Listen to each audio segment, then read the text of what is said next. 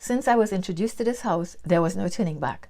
I blind bought this fragrance, and this is Triumph of Bacchus. Listen, this fragrance is one of those. You pull it out, you smell it, and your eyes roll back your head. Totally unisex, totally sexy. 10 out of 10, wow. This surpassed my expectations. This is sexy. This has rum, it has green apple. Oh my God. Every time I open the cap, I want to spray it. There's white peach and there's saffron. In the mid, we have tonka bean, patchouli, vetiver, and jasmine. And baby, the base, we got tobacco, vanilla, amber, sandalwood, and musk. This fragrance, I am obsessed.